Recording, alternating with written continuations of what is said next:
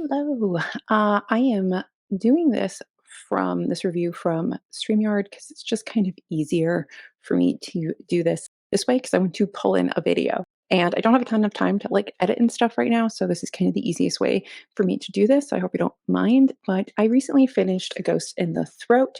And I really just kind of wanted to quickly come in here and talk about this. And the author did a really beautiful video describing the book and how she wrote it. So I want to show that, and then we're going to talk about some of the stuff that I really loved in this. Hi, my name is Doireann Ní Ghríofa, and I'd like to speak to you for a minute today about my new book, which is called A Ghost in the Throat, and it's just been published by Tram Press. The reason I'm speaking to you from my car is because this is where a lot of this book was written. I used to drop my children to school in the morning and then drive to the roof of a local car park, would you believe? And that was where I began to write this book. So it felt appropriate to speak about this book from here where it was written. I suppose it's a story of obsession, really. I wrote it at a very busy time in my own life, and I had four children under six, and things were strange sometimes and difficult sometimes and joyous other times, but it was always very, very busy.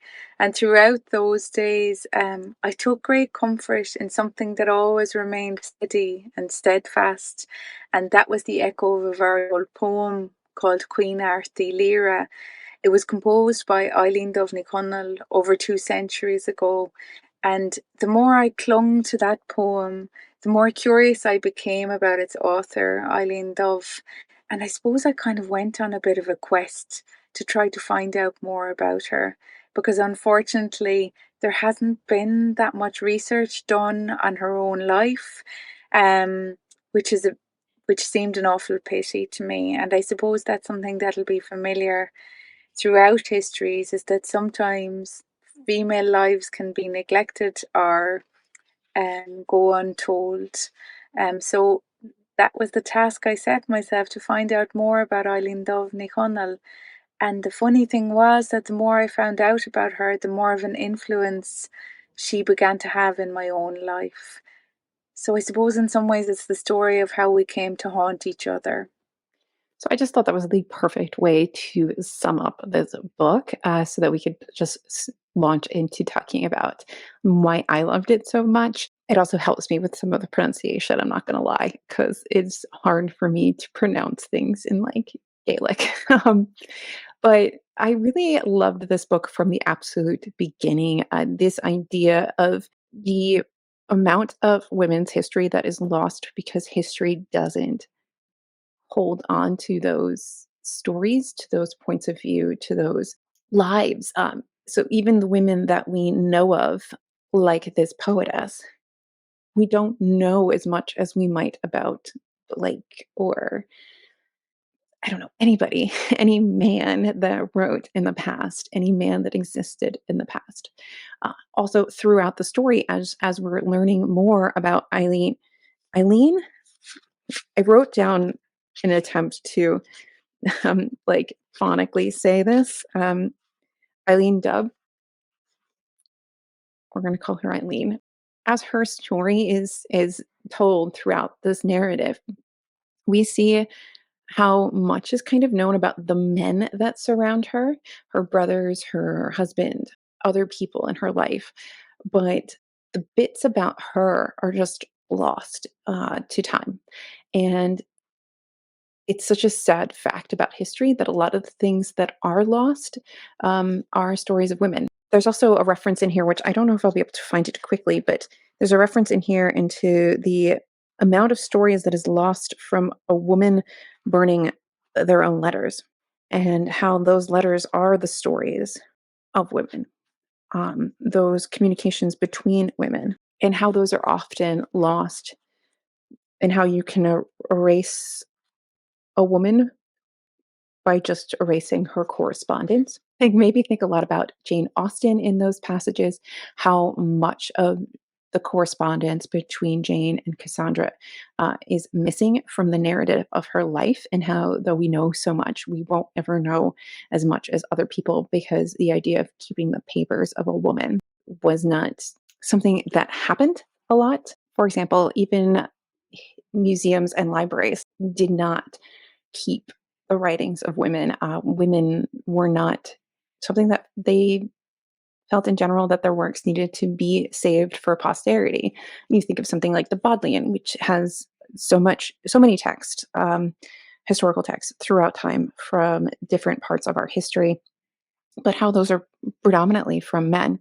But then there's this gentleman, Francis Stanforth, who saw that hole and, for whatever reason, believed that he should collect English American, like English women's writing at least. So you have a collection of women's writing that has been saved from as early as 1546 in this collection, but this is only a small fraction, of course, of everything that women have contributed. And I do love that this book touches on that lost impact of women.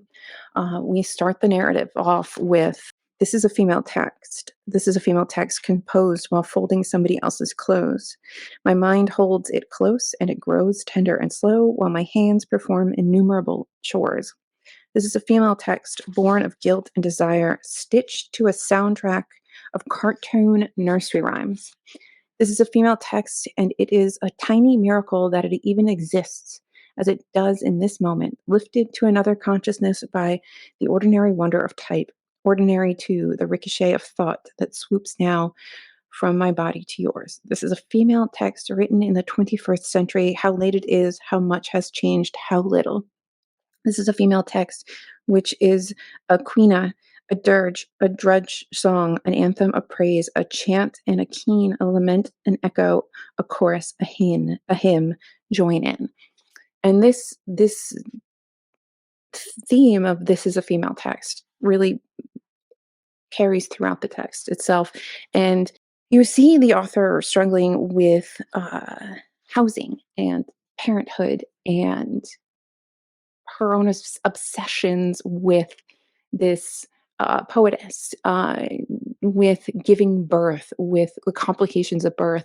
And it really is this beautiful look at being a woman now and past. And I just love this so stinking much. It's such a beautifully written book. And I have several things flagged and annotated throughout, but I'll read you one more. By contrast, literature composed by women was stored not in books but in female bodies, living repositories of poetry and song. I have come across a line of argument in my reading which posits that due to the inherent fallibility of memory and the imperfect human vessels that held it, the Quina cannot be considered a work of single authorship. Rather, the theory goes, it must be considered a collage or perhaps a folky reworking of older Keens. This, to me, is in the brazen audacity of one position far from the tall walls of the university, feels like a male assertion pressed upon a female text. After all, the etymology of the word text lies in the Latin verb texere, to weave, to fuse, to braid. The quina form belongs to a literary genre worked and woven by women, entwining strands of female voices that were carried in female bodies, a phenomenon that seems to me cause for wonder and admiration rather than suspicion of authorship. I truly believe that if you are looking for an absolutely beautifully written story about one woman, her obsession, her life, and her connection with words, with literature, with women in the past, with women as storytellers of the feminist history that is lost, the A Ghost in the Throat is just is it's a perfect read. This book was like unputdownable, absolutely amazing, and I cannot wait to read more from Doireann Doireann Ní Ghríofa. I was close. Yeah, so if you've read this, I'd love to know your thoughts down below.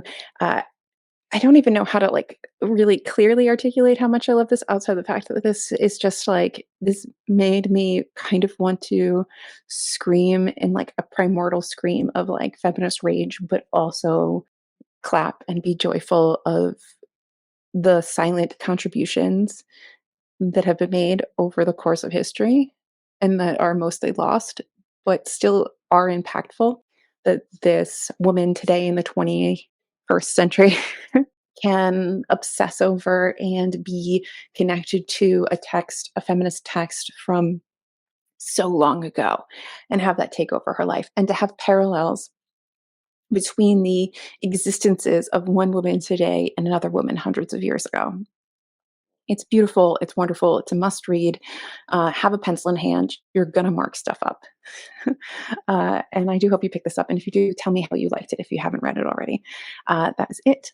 Thank you guys so much for watching. Like and subscribe. And I'll see you guys in my next video, whatever it may be, because it's my channel and I can do whatever I want. Bye. So just sit with me, talking to the night until the morning, building chemistry. I don't think I ever wanna go, come closer next to me, trying to find another way to say this.